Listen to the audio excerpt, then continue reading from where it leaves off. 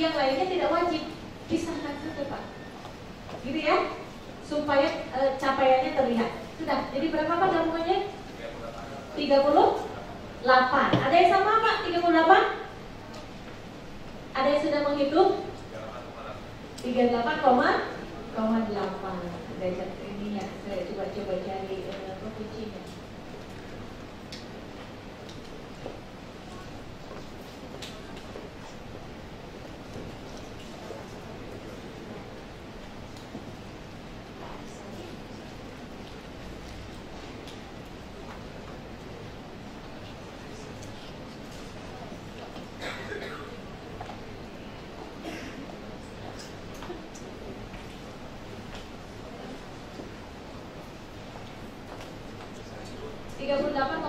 Ya Pak ya? Ya betul Pak. Jadi gitu. Betul ya, nama barangnya dikoreksi saja ya Bapak Ibu ya, supaya kita ini jadi satu paket. Baiklah.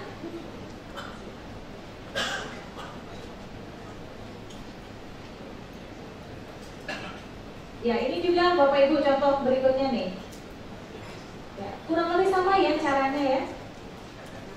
Kurang lebih caranya sama. Apakah pengadaan tersebut wajib menggunakan produk dalam negeri? Apakah dalam pengadaan tersebut diberikan preferensi harga? Kita cek Bapak Ibu ya. Kalau preferensi harga diberikannya sebenarnya kepada produk Pak, bukan kepada gabungan ya. Jadi barang mana kalau misalkan nanti ada penyedia yang menawarkan, nih sampai dengan ini kan di atas 25% minimal, maka diberikan preferensi. Barang yang J yang ke-10 tidak diberikan preferensi Pak, kalau dia menawarkan di bawah 25%. Oke, baiklah ya Bapak Ibu, kurang lebih seperti itu. Sedikit latihan ya. Kita kembali ke slide kita.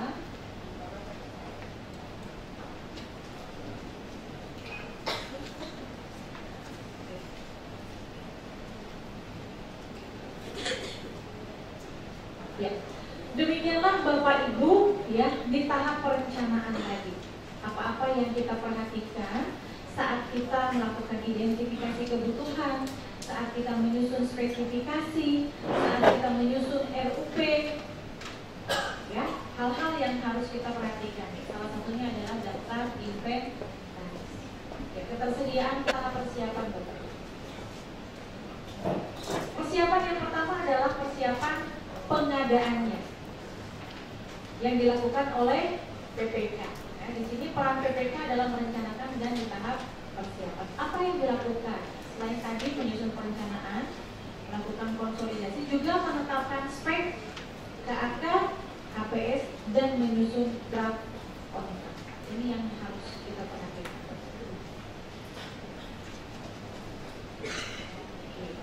Saat penyusunan spesifikasi, ada yang harus diperhatikan Bapak Ibu, yaitu ketersediaan produk dalam negeri. Maka di sini kan ya pemenuhan penggunaan produk dilakukan sepanjang tersedia.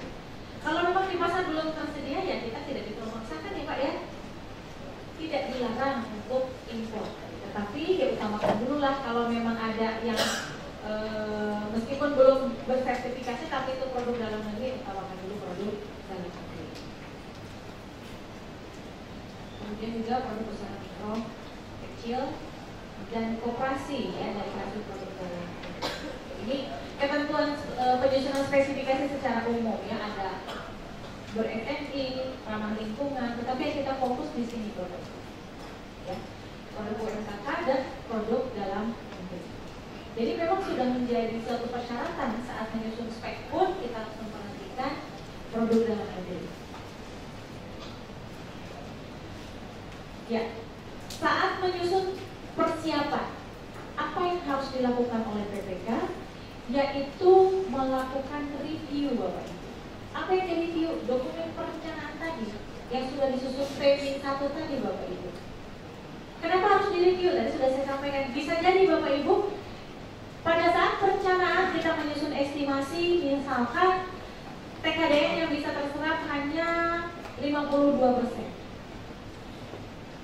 Ternyata ada beberapa barang yang sudah sertifikasi Bapak Ibu dan TKD-nya tinggi, sehingga kalau dihitung lagi bisa mencapai 70%.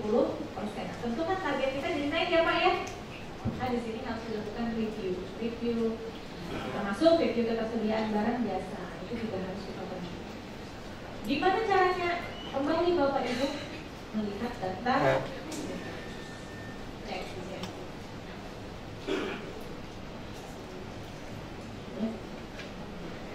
Di tahap persiapan, PPK juga melakukan review spek yang telah disusun di tahap perencanaan, kemudian review terhadap dokumen perencanaan kerja.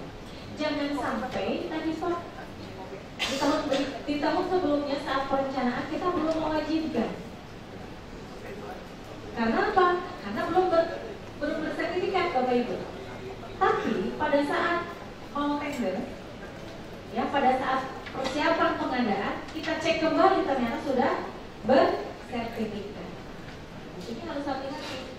Bisa jadi sekarang sudah wajib. Maka disitulah perlunya review, gitu ya Bapak Ibu, review dokumen.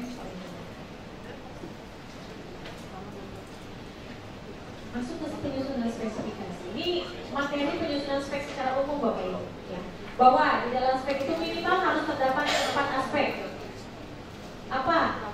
Pertama, spek teknis, mutu barang dasar. Yang kedua, jumlahnya.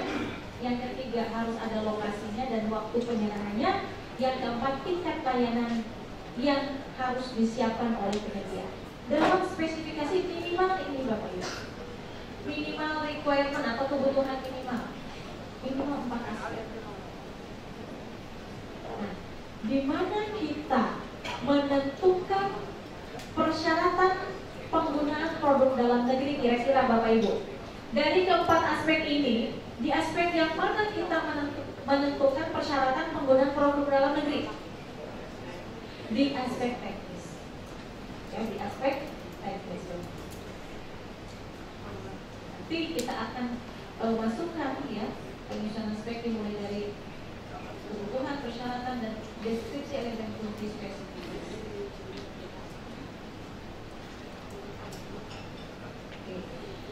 Jadi inilah Bapak Ibu, kebutuhan yang telah diidentifikasi tadi didetailkan menjadi daftar persyaratan yang harus dipenuhi agar misalkan barang jasa tersebut sesuai dengan kebutuhan. Tentu misalkan Bapak Ibu akan mengadakan barang, kita sudah mengecek di daftar inventaris.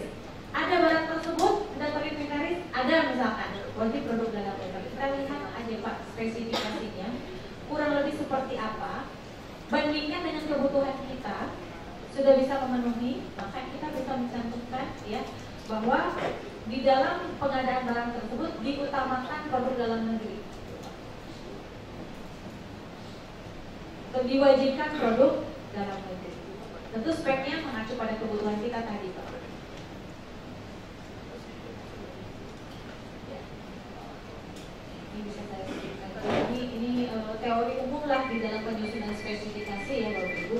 Di mana pada persyaratan spesifikasi teknis tadi, ya salah satu persyaratannya ada nih Pak, karakteristik dan isu-isu terkait barang jasa. Termasuk tentu di sini isu penggunaan produk yang harus diperhatikan. Yang lainnya itu teori umum. Nah, Bapak Ibu, dari mana kita mendapatkan informasi untuk menyusun spek? Yang pertama dari usernya Pak.